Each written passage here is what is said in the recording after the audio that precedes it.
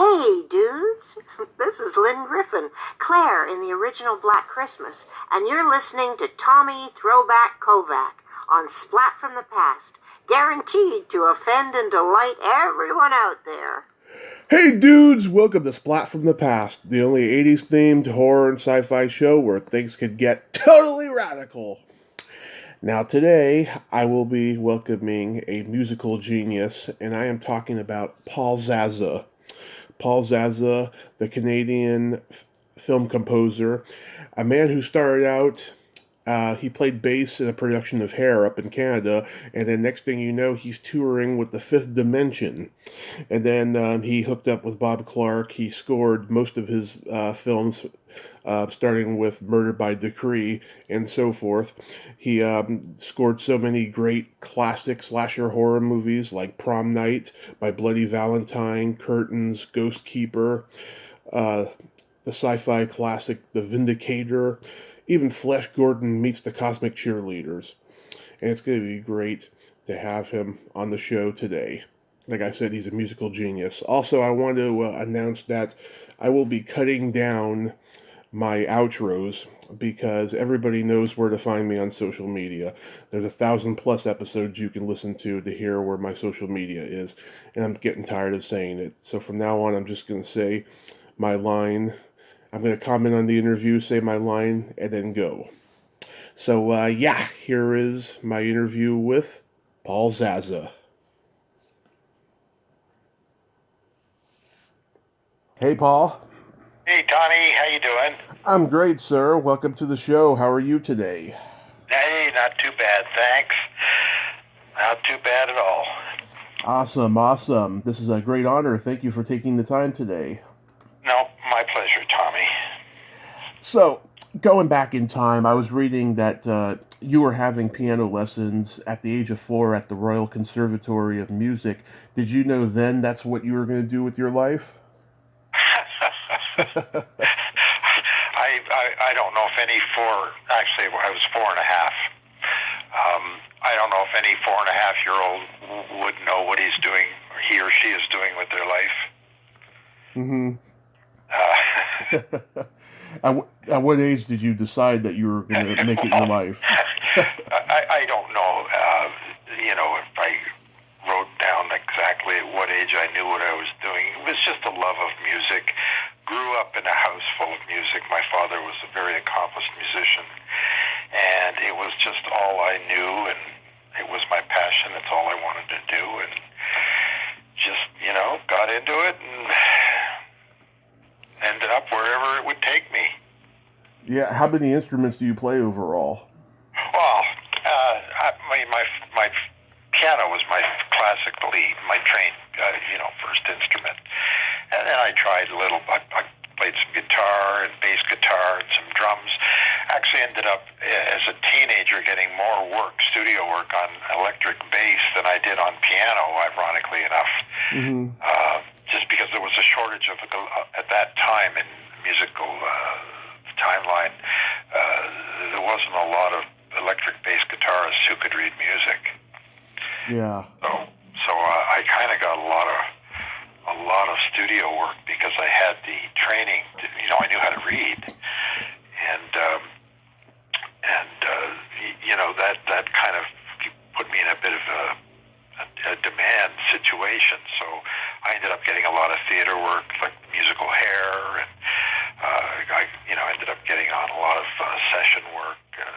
Toured with the Fifth Dimension, the group back in the '60s, because they had a book and I could read it. And they were stuck. Their bass player couldn't make it, so I got called in on the last minute and ended up touring with them all over the States. So it was really electric bass that kind of got me going, but the piano was always that's where I started, and that was my first passion. Yeah, let's talk about the Fifth Dimension because that was a magical time for music. You had played bass in a production of Hair, right? The theater, the theatrical production, yeah. Yeah, is that what kind of led to the Fifth Dimension? Well, it did, because if you know anything about the music of that era, the Fifth Dimension, a lot of their hits were from the musical Hair. Right. So that's probably why I got recommended, because the story was they had a big concert, a sellout concert, 20,000 people, and their bass player got sick or he OD'd or something. He couldn't make it, and they found out like the morning of the big show that they didn't have a bass player. So I got this panic call, and I sent the sub in to do Hair, and I ended up going down to do the concert for the Fifth Dimension. And I guess they liked me because they asked me to go on the road with them and do a tour that brought me, all over the States. Yeah, my God, I mean, to be that young and to be on the road with them, I mean, how was that experience overall? It was great. I mean, it was crazy because I'm still in high school, right? Yeah. So I had to, not go to school to take this opportunity. So I had a lot of classes and grades to make up when I got back.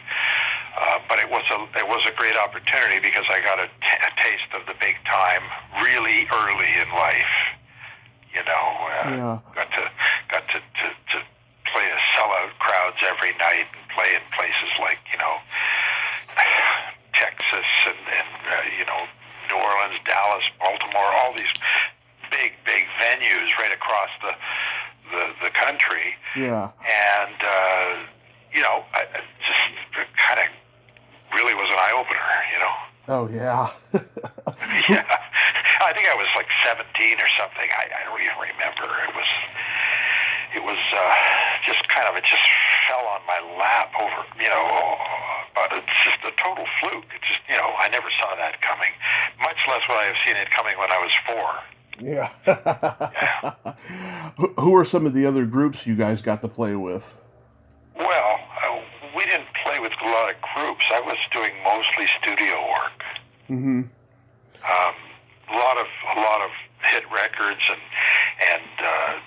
just like studio musician stuff, jingles, records, Yeah. film soundtracks, and it was actually through the film soundtracks that I ended up finding my way out of session musicianship and into film composer land, which is a whole other dimension, It's like the film composing was like nothing like playing in a band.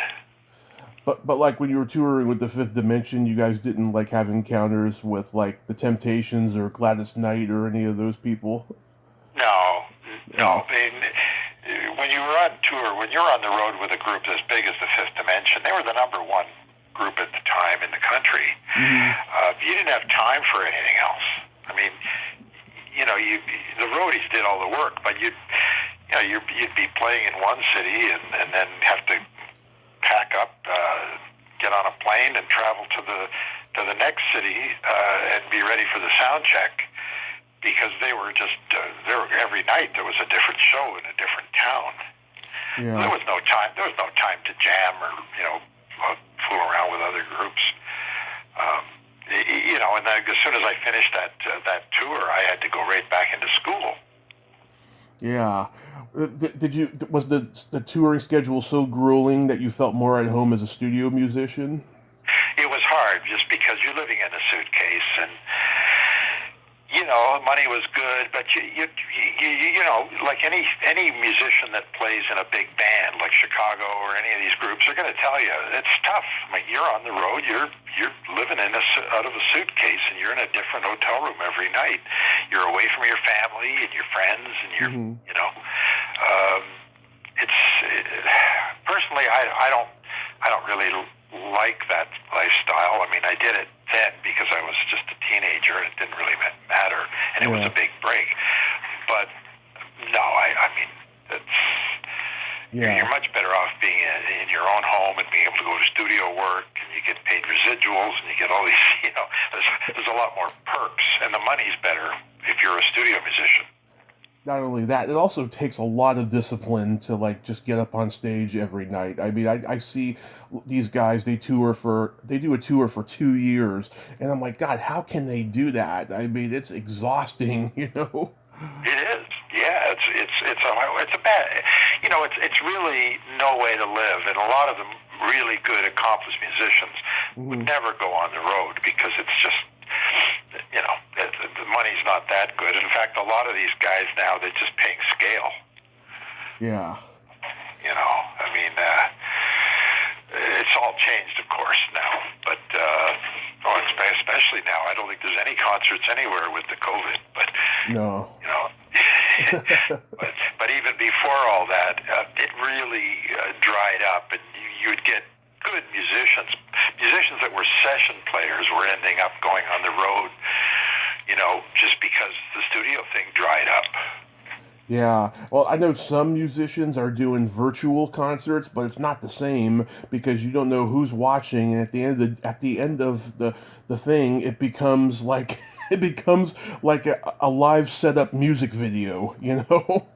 Well, that's exactly what they are. Is they're people say they're live. You know, you got the guitar players in Australia and the drummers in England, and the bass players in like God knows where else, San Francisco. Yeah. And they're all playing together, and people get on the Zoom or they get on the stream and they say, "Oh, this is fantastic! I'm watching a live show." It's not live. First of all, these things. There's a huge lag in between all these with the Zoom and the technology. They have to have a post-production editor put everything back into sync very methodically. You know, I mean, if you've ever been on a Zoom call, yeah, you know what this lag is like. Oh yeah. And then try to play in sync with with a band that's got headphones on and do that. It's a nightmare. They end up getting glued together by post-production editors, which takes time, lots of time. And then when they finally do put it together with all the angles and everything, it appears to be live, but it's anything but live. Yeah, people ask me all the time. They say, "Why don't you do a Zoom podcast?" Like, because I hate the delays. I hate the way everyone's flesh tone is off. Everyone like looks like a robot and talks like a robot, you know. And plus, I'm fat. I don't want anyone to see me. Yeah. Well, yeah, that's right. That's right. The whole Zoom, Skype thing. It's pumped up to be really something, and especially with music, where oh great, I can sit and watch Chicago playing, and they're spread out all over the country. But the fact is, these things are really videos that you're watching. Mm-hmm. It is. It's just videos. Yeah, they are. They're just rock videos. They've been around for 30 years. I mean, people they think it's live, and I don't know if you have to pay. I've never actually watched one of them, but sometimes I think you have to pay to see it, don't you? Yeah, sometimes. Yeah. If it's like an actual virtual concert, yeah, you do have to pay that. But yeah, generally, a lot of virtual stuff is free. So So I'm going to mention movies you scored. Tell me anything you remember about making them, what the inspiration was, etc. Murder by Decree. Yeah, that's a good one and probably my favorite. Yeah. Again, a really classy movie. Didn't do a lot at the box office, but just had a cast of thousands and great direction, great story. Yeah. It was my really first big film with Bob Clark, who I ended up doing like dozens and dozens of movies with afterwards. But that was a good one just because we got to go to England and watch the filming. I got to write a score for the London Philharmonic and then get up and conduct them, which was a huge honor. And the results were really amazing because there's such a good orchestra. And I got in real early with the big time in film with that one. And again, I'm probably most proud of that score, more proud of that score than any other. Yeah, got a lot of great actors on it. Donald Sutherland, James Mason, Christopher Plummer, David Hemmings. Oh, yeah. John Gielgud. Yeah. Yeah, really classy, good, solid actors, and and good, solid film. If you've seen the film, it's beautifully shot, and it's a piece of art, really. It is. I know a lot of Sherlockians who are very big critics when it comes to Sherlock Holmes books or movies, and a lot of them like that one particularly that I've met. Yeah, it's funny you're saying this because last week I did a podcast with a guy in Australia who's done a whole sort of chronology on Sherlock, right back to the old black and white Basil Rathbone, the whole thing. And he said very much the same thing. He says that when that 1980 version of Murder by Decree came out, it was an interesting twist on the Sherlock thing because for the first time they suggested that Jack the Ripper was in fact an employee of the government, right? Who was hired to kill all these prostitutes, and this thing, it just took a whole different turn of what people perceive Jack the Ripper to be. Yeah. Kind of a departure, but an interesting idea. And although we still don't know if Sherlock Holmes actually ever existed, he probably didn't. Yeah. but it's very conceivable that a government with corruption would do something like that. You know. Mm-hmm. Prom Night. Yeah. Prom Night. Oh, yeah. Well, Prom Night and Porky's and all these other ones. I'm not as proud of the music on these, but Prom Night was a big Canadian hit at the time. Again in the 80s. And again, a bit of a fluke that actually became as big as it was, just because. There were a lot of mistakes made when that was shot. And it took a long time to get the film out, just because they kept having to go back in and re-edit it because it wasn't working. Yeah, sorry? Go ahead. I was just going to say, I just talked to Paul Lynch about the movie. Yeah, Paul was the director. Paul had his hands full with the producer on that one. There were a lot of politics. Yeah. Well, when you're doing a replica of something that hit at the box office, the producers, they want to make it exactly like that movie, and then the directors, no, we should do it like this, Right. Well, yeah, I don't know if you're talking about the sequels or some of the... Well, that too, yeah. I mean, I talked to Bruce Pittman, who directed the second one. He told me, there was that too on that one and stuff. And he told me he never even saw the first one because he didn't want to make it like the first one. Yeah, there was that, and I mean, I don't know how much Bruce was involved with the whole post-production on the thing, because I never actually met him. Mm-hmm. I scored that one. Well, I scored all of them. Yeah. But I never met Bruce. I mean, he directed the film and then was dismissed before I got on the job. Yeah. Which is very unusual for, usually the directors and the composers kind of work together. But yeah. But that was this particular producer, and that was his style, was to get once the film was in the can, everything was shot, get rid of the director, and then the producer fancied himself the post-production manager, and he would finish the film with respect to the edit and the cutting and the music and, all of that stuff. So, yeah, Bruce did a good job. In fact, Prom Night 2, in my opinion, I think is very much better than the original one. Mm-hmm. It's just more story there, and there's more movie there, but for some reason it didn't click like the first one did with all that disco craze and that stuff. Yeah, some people have described the second one as the movie that the remake of Carrie should have been, and I agree. Yeah. I agree. Yes, that's exactly right. And in a lot of ways, the second one which, if it was supposed to be a sequel to the first one, why did it not come out for 10 years later? Yeah.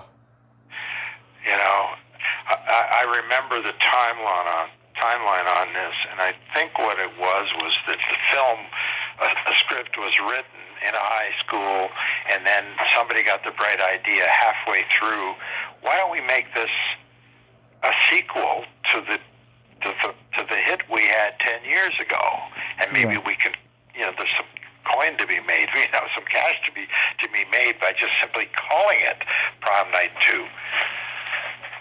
So it got rebranded, if you will, because the original title for that film was The Haunting of Hamilton High.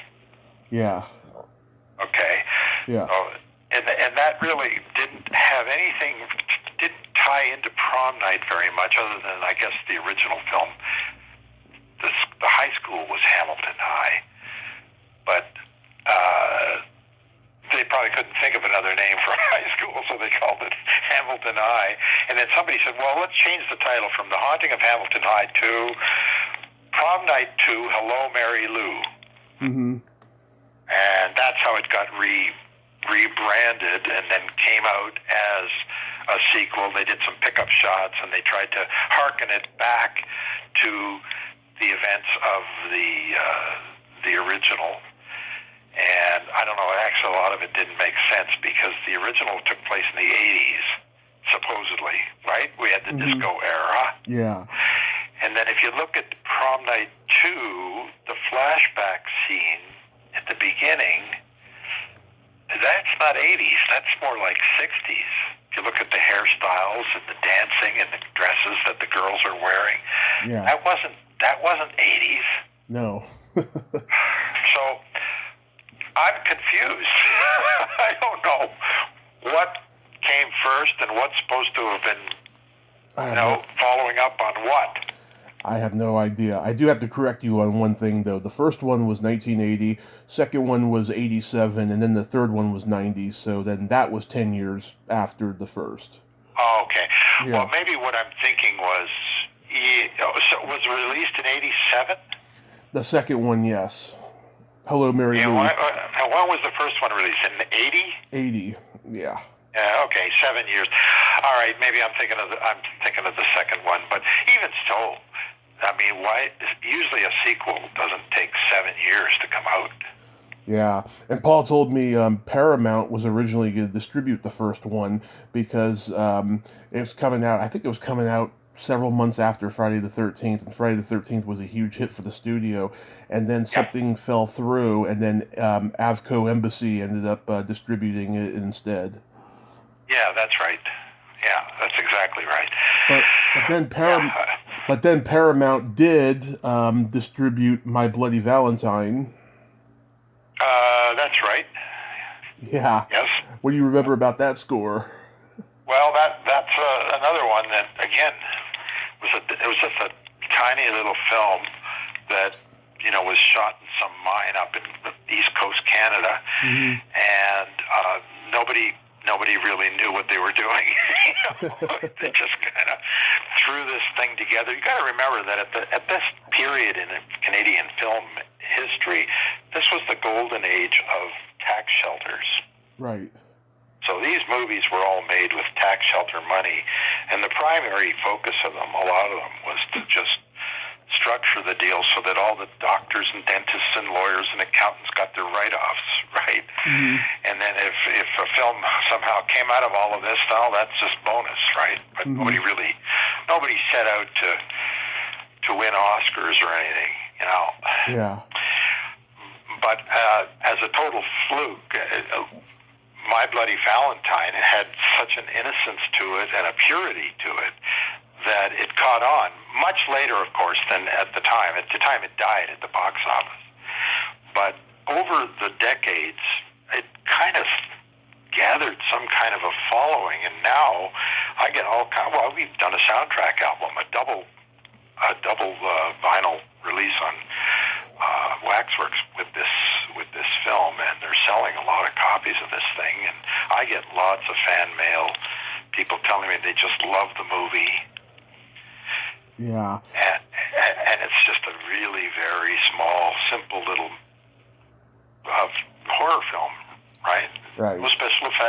CGI, nothing. Just a bunch of kids down in a real mine, flailing around in the dark with a killer on the loose, right? This is what it is, and there's not much more to it, but it had an innocence to it that they liked. Mm-hmm. I know. I've interviewed a couple of the stars, Helen Udy and Paul Kellman. I tried to reach out to George Mahaka, the director, but his email on his website is old, and so it came back to me, return the sender. I was like, oh, God. I might have a phone number for George. Yeah, I'm so not comfortable with phone numbers because I know a podcaster, right? He called this one person that he was given a number to and stuff, right? And every time the person picked up, it was a different person, but he thinks that it was her or her boyfriend, like pretending to be somebody else, and he says it was a very devastating experience. What? Yeah. Oh, come on. Yeah, and he was impersonating his boyfriend. Yeah. Crazy. Well, she has a reputation for being rude to all podcasters, so I'm not surprised if that did happen. So I'm one of them. So she's been rude to me. Okay. So right. Yeah, but I appreciate that though, Paul. Oh yeah, well, if you want, when I'm talking to George, I mean, I we don't talk every day, but yeah. he usually sends me something around Christmas time, a little message just to say hi, how's it going? Let's get together for a beer, which of course we can't do now. Yeah. But I'll tell him if he's interested to get in touch with you. I appreciate that. Thank you so much. No worries at all. George is a nice guy. Yeah. You'll get a lot out of George. He's certainly no stranger with... he's not a man of a few words, let's put it that way. Yeah. I did hear him on another person's podcast once, yes. Yeah. You'll have trouble getting a word in, but that's kind of what you want, right? Yes, exactly. Now, when you did the Porky score, did you do that opening music on the radio? No. Okay. No, that's the Porky's. All that stuff is real authentic. I mean, are you talking about like Shaboom and all those? No. I don't know what the song was. It was kind of a swing country tune. Oh, you're talking about the opening title sequence. Yes. No, that's me. That's actually me on the guitar. Okay. Yeah, and I wrote that little piece. I remember very clearly when we did that because I had it all scored differently, and Bob Clark came into the studio and he said, no, that's not what I want. I want something like this. And he whipped out back then it was a cassette, right? Remember those old cassette days? Yeah. And he played this cassette of some guy down in Louisiana, some old black rock guitar player singer named Panama Joe or something like that. I can't remember too much about it, but it was real crude. It was like this guy's banging away on the guitar and it's out of tune and he's kind of mumbling and it was real organic and guttural and this is real grassroots stuff. And Bob said, this is what I want. I want something like this that's, this is organic. This is not pretty, right? Yeah. It's something you'd hear if you were, driving on the streets and down in New Orleans, and this music would be coming from some guy's backyard who had a guitar out, right? Right. And coming from some like kind of broken down shed. And I said, "Whoa, that's what you want?" He said, "Yeah, that's what we want." So I said, "Well, that shouldn't be hard to do." So I got out my Fender Stratocaster and, beat up on it, plugged it into an old amp with a speaker that was punched out, got a drummer and a bass player, and we just started jamming. There's really no tune to this. It's just a guitar riff. Right. We brought a fiddle player in and harmonica, and this was just like bringing the boys in from the backwoods. Yeah. Saying, all right, let's jam. And Bob's jumping up and down. That's it. That's what I want. That's perfect. So we printed it, and that's what ended up on the movie. Nice. Yeah, it's like the early music of what influenced Creedence Clearwater later on. Yeah, only much more primitive. I mean, Yeah. if I should try and find this original, the inspiration for this guy, Panama Joe, I think, or Panama Jack, something like that. Mm-hmm. And the recording was really primitive. I mean, just some guy with a microphone who who just heard this and recorded it, and somehow this thing ended up finding its way over the decades into the archives. And I don't know how Bob even discovered it. But that's what it was. We would have used that, except that I don't think they could find the owner of the track. How about Ghost Keeper? Ghost Keeper, yeah. Boy, really coming out of the woodwork here. That film was, again, a tax shelter movie that I don't even know I still don't know what that's even about, the movie, and I did the score. I can't tell you what the plot is. I don't know who did what. It's about bad things happening to people in the woods on New Year's Eve. Oh, okay. Yeah. Again, thrown together. Probably had a week to come up with some music for it, and really not much more to say about it. I'm not even sure who ended up getting the directorial. Who was the credited director on that? Let's see. It was Jim Makichuk. Jim Makichuk. Yes. Yeah. Okay. Yeah. Jim wrote the original script. I don't think he directed it, but he may have had to give him the credit because he couldn't get anybody else to take the credit for it. Jim Maxley lives in L.A. now, and he writes treatments and scripts for other films.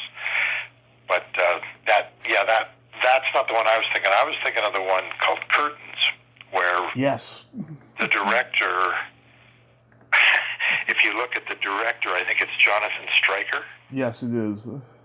Okay, but if you watch the movie, the character in the movie's name is Jonathan Stryker. Yeah. Played by John Vernon. Yeah. It's a little in-joke, yeah. Well, it's an in-joke because the director, the film was directed by the producer who wasn't allowed to take the director's credit. Richard Kiepka, yeah. Yeah, you can't. There was some kind of a Canadian content regulation that you can't have. I don't know. I don't understand how that all worked, but they had to get around it legally, so they gave the directorial credit to a fictitious director who doesn't exist. I mean, there is no Jonathan Stryker. He doesn't exist.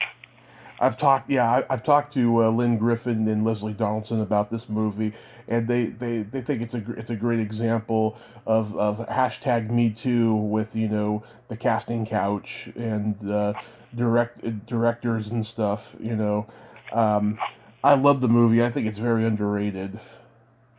Well, again, it was thrown together, and when we first shot that, I came into the screening room to screen it. I was sitting there and looking at everybody, and they were looking at each other saying, does anybody know what this thing's about? Yeah. And the three brothers, Peter, Richard, and David Simpson, who were the principals of the company, Simcom, and Simcom was Simpson's company. I remember one of the brothers said to the other one, is this thing as bad as I think? Is it as bad as I think it is, or is it worse? Yeah. and then the other brother said, I think it's worse than you think it is. Yeah. What do we do with it? And I remember Peter standing up and yelling at his brothers, saying, I can't do anything. We can't sell this as half a movie. I've got half a movie. What do you do with half a movie? It's like having half a car. What do you do with half a car? And they started arguing with each other, and it was just a bad scene because we had this collection of footage of all these people running around in this house in the wintertime outside, and there seemed to be a killer, but nobody knew why and why they were killing anybody and what were they all doing out there, and what was the point of the whole thing? So it took a lot of head scratching and back to the drawing board, and they ended up doing a ton of rewrites and reshoots. And somebody finally figured out how to glue a movie together out of this footage. Mm-hmm. And they did a great job, because they actually they created an illusion that there is really something going on here when there wasn't anything going on. Yeah. With all, well, you've seen the movie, you know all about it. So this is just some really creepy stuff that goes on here, and it was all interwoven with other stuff. And somehow at the end of it, you say, "Gee, I kind of like this, but I don't know why." Yeah. do people ask you about the Christmas Story score more than anything? Well, you know what? I get sick of it, because every Christmas, I can't even go to my barber, right? I just go and sit down to get a haircut, and he's going, "Oh, I double dog dare you, and you'll poke your eye out," and, and I think, you know what? I just heard this stuff like for the last 30 years. I get all the jokes, and I get people calling me up and saying, "Hey, guess what's on TV?" Oh, gee, let me take a wild guess. Yeah. Christmas Story. Okay, it's Christmas time, and they're playing A Christmas Story. How about that? Yeah. Wow. And you're calling to tell me that. Like, I would never have guessed that they would play that movie at Christmas time. I know, it's crazy. I know I get these really weird fanboys who listen to my podcast, messaging me and telling me that they're watching a certain movie I've talked about or something like that, and it's just who cares, I don't know you. Yeah, exactly. I don't know you. Yeah, but you know what? I should be grateful, because they are watching it. It doesn't do me any good, because this movie's, again, it's been sold, and I don't know who owns Warner Brothers now, and they've exploited it. They've got Christmas Story, mugs and T-shirts and rags, and there was even a Christmas Story slot machine in Las Vegas. Oh yeah, I'm not surprised. Yeah, I mean, they've just milked the crap out of this thing, and they got every ounce of juice out of it they can. But I haven't seen another nickel from it. It's just been a total dud in terms of finance. It should have been a big moneymaker, but it wasn't. Yeah, I think it was released at the wrong time, maybe. Oh, well, it was. Yeah, actually, it was a terrible time, because I think MGM first did the contract, and then just before the film was to be wrapped, finishing, Bob Clark, I remember him saying they changed the studio head at MGM, and then the new guy came in. I can't remember who it was at the time. I think it was an Italian guy. Anyway, he came in, and he said, "What the hell's this? We're doing a movie about a kid wanting a BB gun? Who greenlighted this thing?" Yeah. And of course, as you probably know, in Hollywood, anytime there's a change of studio head, the first thing he does is he comes in and undoes everything that the guy before him did. Yeah. Right? And is saying, no, get rid of this. No, we're not doing a movie. We're not putting a movie out about a kid with a BB gun. And of course, there was a contract. The movie had to get finished. Well, we were almost finished anyway. But it went without saying that we're not going to put any more money into it. There's not going to be any kind of a promotional campaign. There's going to be no ads. There's going to be minimal release. I think it went out on 100 screens instead of the usual 2,500 screens, right? Mm-hmm. And they just said, no, let's bury it, kill it, get it out on home video and get on with it, right? Yeah. So that was a big, big disappointment. Not that the movie was, at the time it had a nice charm to it, but it wasn't a big, big blockbuster release. Right. No, it wasn't Batman or Spider-Man. It was just a tiny little movie, and to make matters worse, because it was narrated, it got thrown under the rug, because people were saying, "Oh, this is a documentary, for God's sake. What are you doing?" Yeah. People aren't going to pay money to see a documentary in the theaters. What do you get real? Yeah, and I read too that before Darren McGavin was cast, they were thinking about casting Jack Nicholson. He had never done a film for MGM, and they were interested in putting him in a film, but it never happened. No, it didn't. Yeah, and I think, and he would have been the wrong choice for it, because I can't see him playing the old man, you know. Plus, the movie's not about him; it's about the kid, you know. That's right, and Nicholson's movies are all about him, the character. Exactly. Absolutely. No, this movie is Ralphie. It's about Ralphie, and Ralphie very much was the focus of the whole thing. And Darren was the perfect father. Mm-hmm. Grumpy old, cantankerous old man. And the casting was perfect, and the movie was exactly what Bob wanted to make. Unfortunately, Bob really never saw the success that the film enjoyed. Because as you probably know, he died in that tragic car accident. Right. That was sudden to me. I couldn't believe it. How did you find out about his death? Well, the editor called me. I was in my place in Florida. It was in the wintertime, and I couldn't believe Stan Cole called me, and he said, you better sit down. Because I was a very good friend of Bob's, as well as, his composer on all his films. He said, Bob and Clark and his son Ariel were both killed in a head-on car crash on the Pacific Coast Highway. And I'd been on that highway with Bob and Ariel, his son, many, many times, because we used to go to the seafood restaurant just up the street in Malibu there called Gladstone's. Mm-hmm. So I know exactly where he was and where he was coming from at the time. But as you probably, I don't know if you remember the incident, it was some drunk illegal who had stolen a car, no license, no insurance, and he was in a pickup or something, and he smashed right head on into Bob and his little Taurus, because I remember Bob's car. It would have been demolished by a pickup, a 4x4. Mm-hmm. Yeah. God, that was so awful. I was really kind of bummed out for quite a while after hearing this.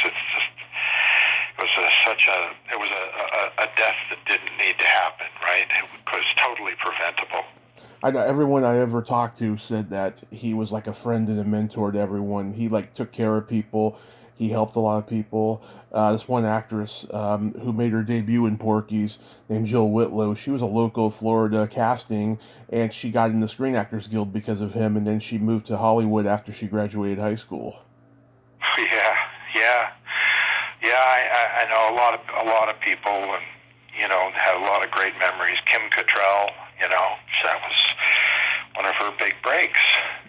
And a lot of people just thought, well, this really shouldn't have happened. And we miss him. That's all I can say. Yeah. Can you guess what my favorite score of yours is? Well, I would have hoped it would have been Murder by Decree, but... Well, okay, so I love them all, right? But this one... Thank you. This is one that every time I hear it, I start dancing along with it. The score for Turk 182. Oh, another Bob Clark film, yeah. Yes. What I like about it is it's got this 1930s screwball farce feel to it. Yeah. I can imagine it in like a Charlie Chaplin silent movie. Yeah, that was one we did for, I think it was 20th Century Fox. Yeah. Might have been the last film Bob did for Fox, because I think he really pissed them off. Yeah.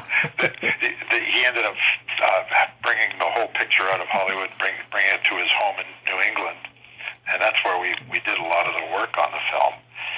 And Bob, again, Bob always knew exactly what he wanted. You couldn't talk him in or out of anything. If he had it in mind what he wanted, that's what he had to get.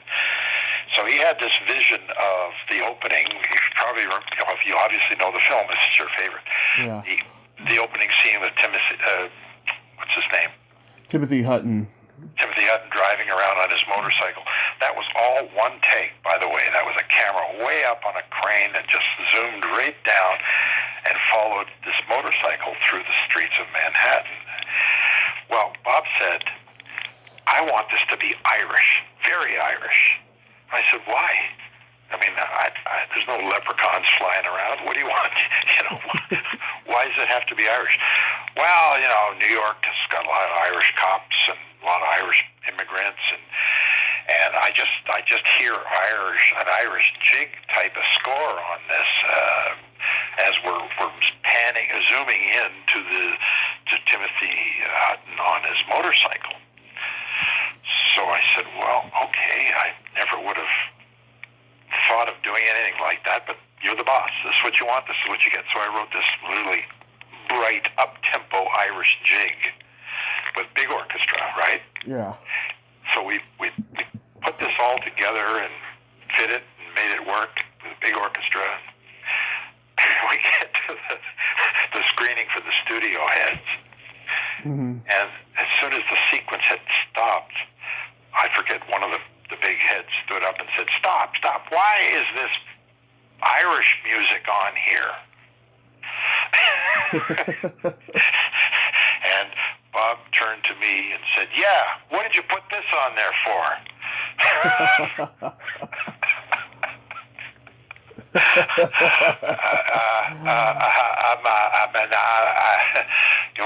What am I supposed to say? Yeah. So they started arguing between them, and they argued and argued. I don't want that. This is totally inappropriate. It doesn't make any sense. There's no Irish people. There's no leprechauns. We're not in Ireland. Why is this here? It doesn't make sense. Well, guess who won the argument? What? Who? Bob, because it's on the movie. Yeah. Yeah. Well, if you watch the movie, watch the opening sequence. What are you going to hear, Tommy? Yeah, it's an Irish jig, a happy, very sunny, happy, bright Irish jig, which is playing over the skyline shot of Manhattan. Yeah. So, but that was Bob. If he had something in mind, he always had to get what he wanted. And being the director, I guess that's part of that's the way it should be. I don't know if it's that way anymore now, but. Yeah, well, I think you're right about him pissing off 20th Century Fox because he had 2 hits with the first 2 Porky's movies. He does Rhinestone, it's a flop, and then not only does he do Turk 182, that's a huge flop, but he also turned down to do Porky's Revenge. Right. Yeah. Yeah, and there were lawsuits in there, too, with the Porky's thing, too, which just complicated matters. And I think at this point, Fox just pretty much had it with them and said, get them out. I remember after Porky's hit the big time, it grossed like $200 million, which you got to remember back then, What? at that time, that was like a billion today. Yeah, it was a huge thing, an honor, to have that. So they did like a 5-picture deal with him for guaranteed, I forget how much per, 10, 11 million a picture for him. He had really kind of hit the big time. He had a 5-picture deal with Fox, and we were all saying, "Oh, this is great because we're gonna make some movies for the next 5 years." But it didn't go that way because they dropped him, and I think they just bought out his contract, and then he became free again to do other things. And of course, Joe Roth took over Fox, and there was a lot of changes there too. It took Fox a while to make a profit off of any movie. I remember. Yeah, that's right. Well, and this was happening all over Hollywood, not just Fox. They were changing studio heads, and there was all kinds of things. People were having difficulty coming to terms with the whole home video thing, which was threatening to cut into their coffers. I wonder what they're saying now with Disney streaming, Disney Plus, and there's no movies coming out now. All the theaters, I don't know about down. Where are you? You're in California somewhere? Yeah, I'm in Redding. Okay. Well, California's all locked down too, isn't it? Yes, it is. Yeah. Well, in Canada, in Ontario, where I am right now, the movie theaters are all closed. But the point is, even if they were open, there's no movies. They won't release the Bond movie, right? They're holding back. They won't release, Mulan ended up coming out on Disney streaming. Mm-hmm. So even if these theaters could open legally, there'd be no movies to play. Exactly. It's really weird. It's really weird. Well, this is really, getting into I think they're going to have a lot of people laid off and fired, and probably companies shut down for good. I think so. Yeah. I hope not. So this is making what happened in the 80s look like nothing. Yeah, it's weird. It really is. Yeah. But anyway, I guess that's the way it goes. Nothing you can do about it. Do you remember scoring Breaking All the Rules? Yeah, I do. I remember all of them. Yeah. A little picture out of Montreal. Mm-hmm. And, again, another tax shelter. Yeah. I don't remember really much. There's not a lot of memorable things about it. It was like a Porky's type of youth comedy. Right. It wasn't as funny as Porky's, and it certainly wasn't as well made. I think it's very underrated. I love it. I've interviewed, 1.5. I had another person who was very uncooperative that I tried to talk to about the movie and stuff. That there was some #MeToo stuff going on behind the scenes, unfortunately, and it's kind of a bad omen for a lot of people involved. Well, you know what? I hate to tell you this, but almost everyone, except for Bob Clark, there was never anything like that on a Bob Clark film. Yeah, I believe that. No, Bob. That wasn't Bob's thing. Bob's thing was food. Love, chow down. But it certainly wasn't the young ones and the casting couch bullshit. That wasn't his thing at all. Yeah. But almost all the other movies, there was some element of that going on somewhere. Mm-hmm. Which I saw, Yeah. I like the music you do for a couple of the tender moments in Breaking All the Rules, though. Oh, yeah. Well, there weren't a lot of tender moments in Breaking All the Rules. There was at least two of them. I don't remember a lot of tender moments. There was two between the lead man and the lead girl. That was it. Yeah, and it really was literally a moment. Yeah. There was not a great love story component to the film, as I recall. No. How about The Vindicator? Vindicator, certainly no love story there either. But again, made originally Frankenstein 88 was because it was made in 88. And then they realized, well, this isn't really a Frankenstein movie, is it? Yeah. So they come up with this great word, vindicator. And I don't know what it's got to do with the movie. Not a lot. But it's a great name. So the film was it was kind of interesting. I think it played quite well. But again, a tax shelter movie, not a lot of budget, not a lot of special effects. It still ended up coming in and out and on a weekend, and then I think made its money back in video and foreign sales. Mm-hmm. How on earth did you get involved in Flesh Gordon Meets the Cosmic Cheerleaders? I had a lull in my career. The phone wasn't ringing for a while. There was no movies. And I was, there was a period there back in the 80s and 90s. I was doing like 6 pictures a year. Yeah. So I was quite used to churning them out pretty quickly. And then for some reason, it just, I think maybe the tax shelter law changed. And they said no more of these. So I found myself without any work. And I got a call from Maurice Smith, who was the producer, director, if you want to call him that, on it. Yeah. And he said, I've got this, this low-budget little softcore porn. I don't know what the hell I don't even know what it is. But, if you watch it, it's kind of silly. But I said, oh, yeah, sure, why not?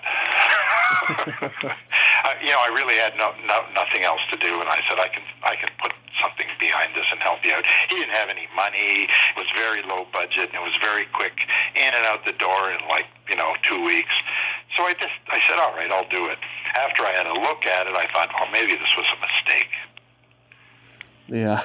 it's kind of. I've talked to Howard Zime, the director. Yeah, well, there was a bunch of those. That was about when I did The Brain, and another one, it wasn't porno, but it was really. The Brain was about as base as you could get. Yeah. But it's funny because somebody wanted to do a soundtrack album for The Brain, which I did on vinyl release of this company in Georgia. And I said, well, why are we doing a soundtrack for The Brain? He said, because this is a movie that was so bad that it was good. People started to like it. Just they loved the campiness and just the silliness of it. So I had to watch it again because I totally forgot that I had done it. Right? I mean, I threw that together in probably a weekend for Tony Cramwriter, the producer. So I'm watching it again after. All of these things are on YouTube. You can find any of them on YouTube now. Mm-hmm. Yeah. So I'm watching this, and I thought, well, first going in, I thought, oh, this is going to be painful. But as I got into it, I thought, you know what, this thing is, it's so stupid and it's so bad that it's actually entertaining. Yeah, I mean, I like bad movies, Yeah, it really is a bad one. I mean, it's right up there. The acting's bad, the camera angles are bad. I think the music is good, but of course I have to say that, right? But anyway, after watching it, I thought, geez, there's something likable about this crap, Yeah. I don't know what it is. I can't explain it. And maybe it's just that I don't know if you've ever seen it. I hope you haven't. But I've seen it. but if you watch it, I mean, this could add now with AI, right, artificial intelligence, and with everything that's going on with technology. Yeah. This could actually happen today. Yeah. Where we could program people's, hypnotize them over the airwaves if the right software got in the wrong hands, right? And you could almost see this happening today. Yeah. But that's what kind of made it scarier to me. How about popcorn? Anyway. Yeah. Do you remember making popcorn? Yes, again, although he wouldn't admit it if he were alive, but that was a Bob Clark film. Really? Yeah. I did not know that. Yeah, well, he wouldn't admit it, but no, that was Bob Clark's direction all the way. Shot in Jamaica and finished up here in Toronto. The producer was from Toronto. For some reason, and to this day, I don't know the answer to this. For some reason, Bob did not want to put his name on it. I have a theory. What's your theory, Tommy? I've talked to the star Jill Sholin. She said some stuff happened on the set of that movie that she doesn't like talking about, but she's proud of the fact that she is remembered for it. But she said it wasn't a happy experience. No, it wasn't.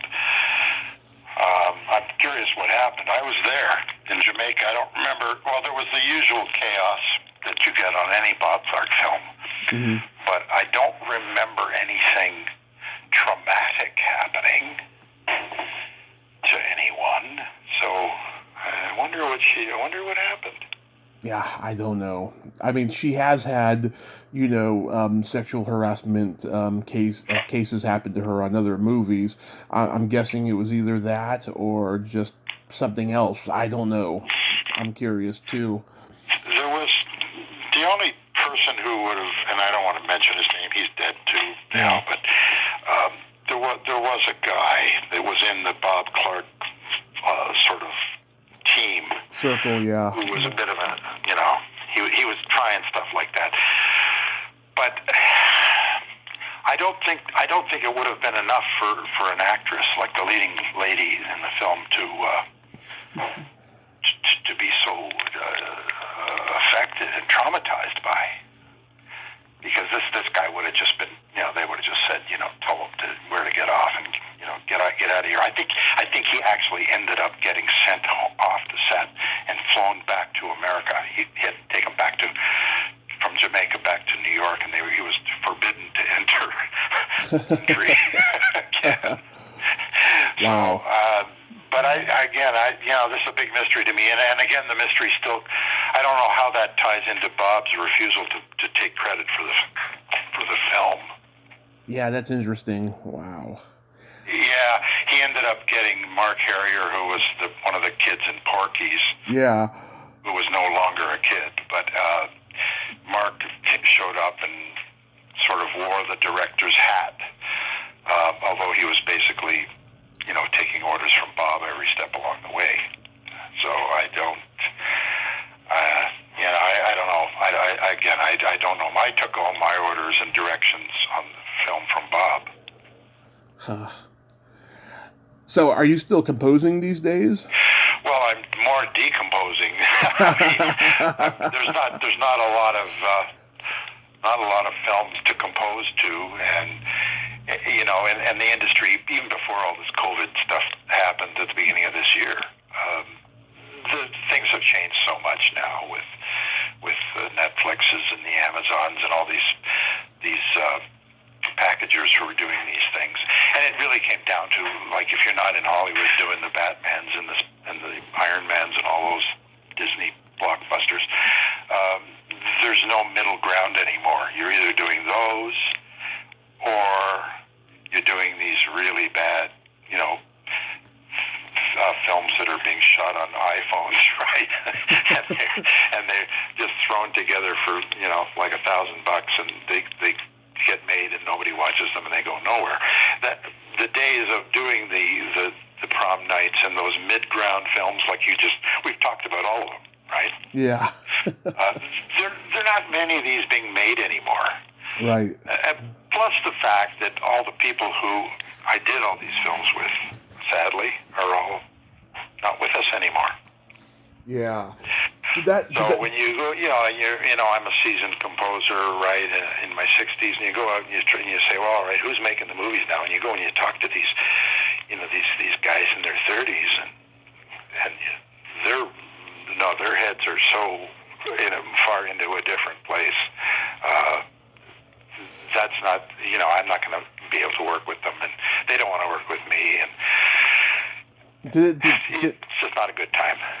Did it ever bother you that you were being asked to score so many horror and sci-fi movies and not being asked to score stuff like Forrest Gump or Titanic or something like that? No, not really, because back then, you take the work where you can get it. And the other thing is, I'm a Canadian, and I got a lot of work because I'm a Canadian, and they had to fulfill the content rules, right? You had to hire a certain number of people on the film had to be Canadian just to fulfill the regulations. So, I had my families, my kids, my wife, everybody here in Toronto, rooted since we were growing up. And to make that change, I would have had to pack up, go to Los Angeles and get in line,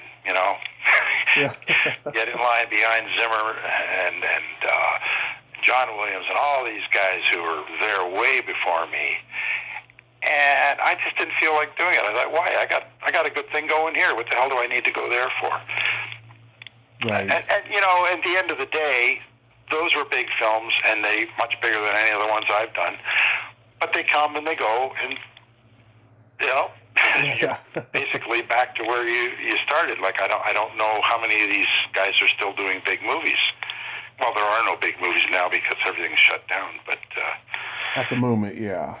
I don't know what's coming out. I guess there's a few that they're keeping back. Well, can. They were supposed to come out with a remake this Christmas season of West Side Story that Steven Spielberg shot last year, and they're going to wait until next Christmas to because that's the 60th anniversary of the movie, and I think that's a smart idea.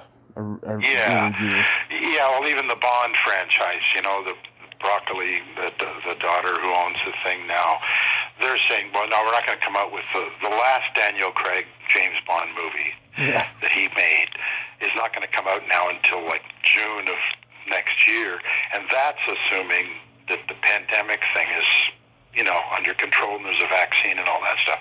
But the amount, if you think of the billions of dollars that have been lost because of the delaying and the shutdown of the theaters and the movies,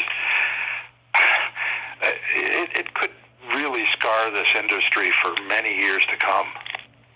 It could, but I hope it also reinvents the industry most of all, because I'm just so tired of seeing Marvel movies getting released and becoming box office hits. I want to see the kind of independent films like Quentin Tarantino and Paul Thomas Anderson were making in the 90s, like those type of films come back, because little movies are gems and they tell real life stories, and they're just so charming to see. They deserve the awards they get at those festivals, I feel. Yeah, exactly, and their audiences are getting older and they're fewer, because as we appreciate those movies, you got to remember that these younger generations, these kids, the millennials, I guess they call them, they wanna see these action movies that are all CGI, and in fact, some of them look like video games to me. Big time. I can't tell you what's real and what was done on a computer, like what's animated and what's real. I can't tell. That's how good it is. Yeah. But there's nothing really.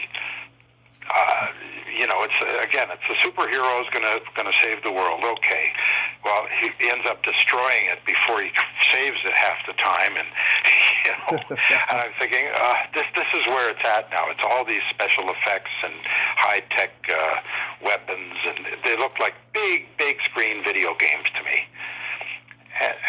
What happened to the Wes Andersons and the Tarantinos and all these guys who made charming little movies that were very satisfying to watch? Right. I don't think there's going to be a lot of them. Yeah, we shall see. We hope so, again, but I think the big money, the Disney and the Warners and all these guys, they want the big, blockbusters. Mm-hmm. Sellout crowds on the weekends. So that's where I think they're getting beat up really hard now, because if you delay this movie too many times for too many more years, it's going to be dated before it comes out. Exactly. They're going to have to rewrite the script and make it, more current. Well, James Bond, I have no idea what this movie is. It's been in the can for a year and a half, right? And they're still going to be another 6 months before it possibly comes out. Well, it's going to be old already. Well, I Paul, don't know. And that's assuming the theaters are still in business, because I know that one of the big chains down there, I think, is AMC. Yes. They're talking about they may not be able to make it. I know, and the local shopping mall in my hometown of San Mateo, California, they had opened. They opened a theater where they bring you food to your seat, and right. I feel really bad for people who only got to have a small dose of that in case it closes down after this. The Alamo Draft Houses, they do that all the time. But this was legit. I know what you're talking about, Tom. I've been to San Mateo. Actually, it's just south of San Francisco there, right? Right.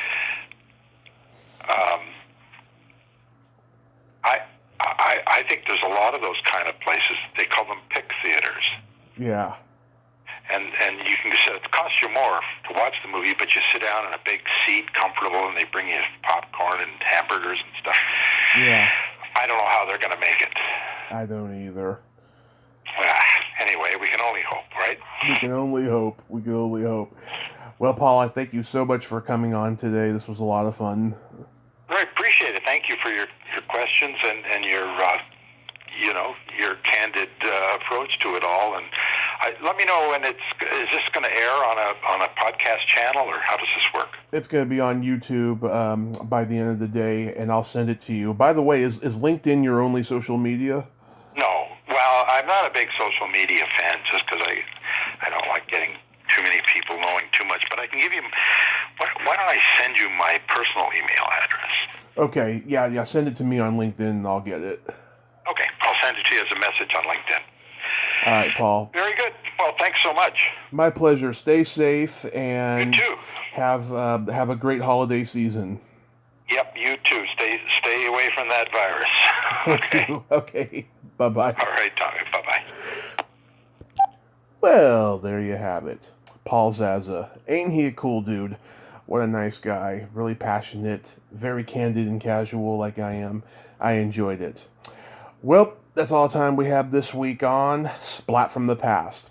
Till next time, this is Tommy Throwback Kovac saying there's no shame in living in the past because the present sucks. Later, dudes.